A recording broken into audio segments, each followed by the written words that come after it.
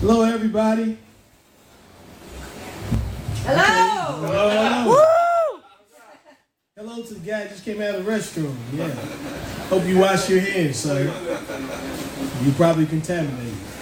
Man, this is great. It's great to be out here and see everybody. Hope it works out well. If it doesn't work out well, it's all right because you didn't pay for nothing, so it doesn't matter. It's all right. Man, I got a lot of things I want to talk about, but I'm only going to talk about one because I'm not going to ramble. Man, I got this thing, man. I didn't want to come out tonight. I really didn't.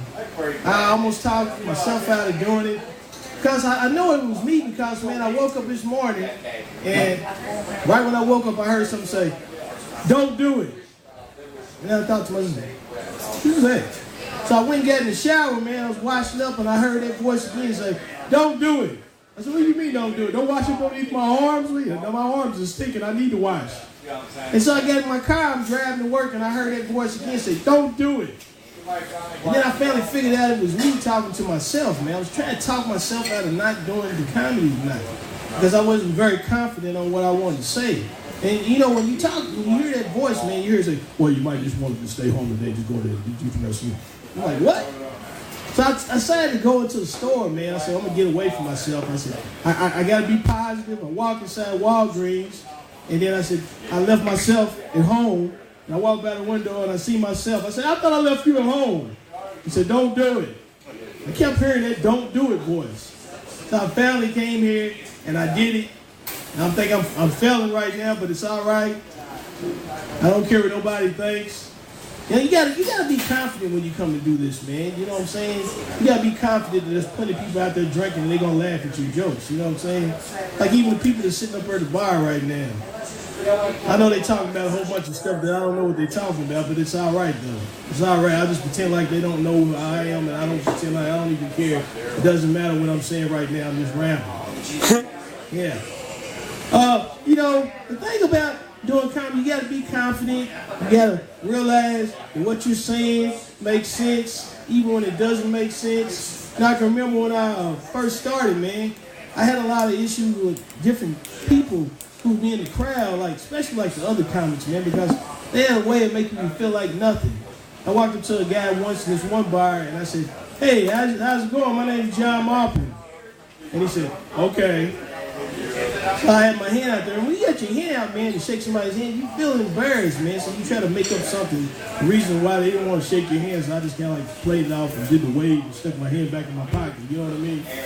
That's what you do, man, when you get embarrassed. You know, like I'm embarrassed right now. I just wonder what people are talking about sometimes. You know, I get in my mind, I say, there's a guy that's drunk right now. You know, earlier, when I was sitting down, I smelled an aroma, man, through the room of marijuana. I did. And see, marijuana, man, is one of those types of smells. You can be talking about something. Yeah, I'm going to go to Kentucky King. Hey, man, what's that smell, man? You know, it'll stop you in mid-stride, man. It will. Drugs seem to have that effect on me. You know, I got a brother, man, and drugs affect him, too. They affect him in a bad way. It really does. Because my brother, like, he's an alcoholic. He's not one of those nice alcoholics, you know, the ones who want to kiss you and hug you and stuff. He's one of those violent alcoholics, wants to fight people. Man, we stopped at this store one day, right before we walked in. He said, "How much you think I could get, man, if I robbed this store?" I said, "Probably about 5 to 10. He said, 5 to 10? What are you talking about? He said, "I wouldn't get that long." I said, "Put it this way, you get that long enough to get yourself a boyfriend." That's the way my brother is, man. You know, he's one of those types of people, man. I always stayed away from alcohol. I just could never do it, you know. I drink occasionally, you know. I'm not trying to go down alcoholics, you know. If you want to be alcoholic, do it to the best of your ability, you know what I mean? You know, you're a pothead, you know, whatever, you know, you on crack, do it to the best of your ability. But it's just not for me, man. I ain't knocking people. Because when I first started trying to do this comedy thing, I would have other comedians, older guys, they would come up to me and they would try to, you know, encourage me, you know, because I would get nervous. And they would pat me on the back. You know, they would give me words of encouragement. They try to give me drugs, man. They would. They was like, you know, do this and you'll feel a little bit more comfortable when you get up on stage. And of course, that guy's been doing drugs and drinking for like 14 hours straight. Then he gets up on stage and he falls like literally on his face. And so I said, I'm not going to do that. I'll take a different route. Yeah, so, you know, like even with this right now, I'm not on drugs right now, but I probably should be on drugs. I can block out the fact that nobody's laughing at these jokes. You know? It numbs you, man, when you take drugs. It does. I can remember one time, man, when I was drinking, when I did drink, I remember one time somebody gave me, I went to a bar, and I knew somebody there. Didn't have to pay for anything. They was just giving me stuff for free. And you know, when you get greedy, man, when somebody give you something for free, you be a little bit more calm and you don't be so frivolous with your money when you got to pay for it. But when you get it for free, so this guy gave me a picture, kept giving me pictures of red drill. I kept drinking. And so I take this stuff in, and then I get in my car. And say, I'm going to be very cautious. I know what I'm going to do. I'm going to make sure I get home safe, drive really slow. That's what you say to yourself. But your body's decided it's going to do something else. Somebody says, I'm going to drive the way I want to drive. I don't care what you say.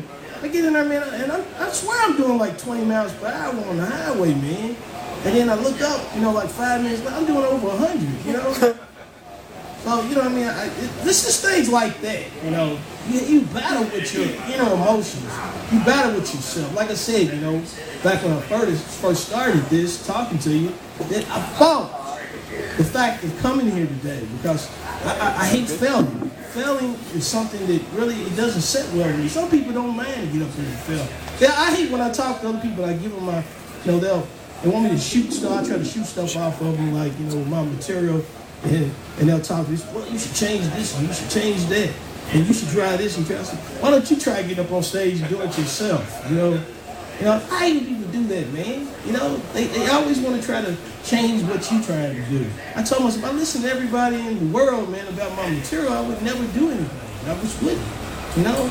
And I think I'm about to end this because I don't even know what I'm talking about, man. I don't even have it. Hey, y'all have a good night.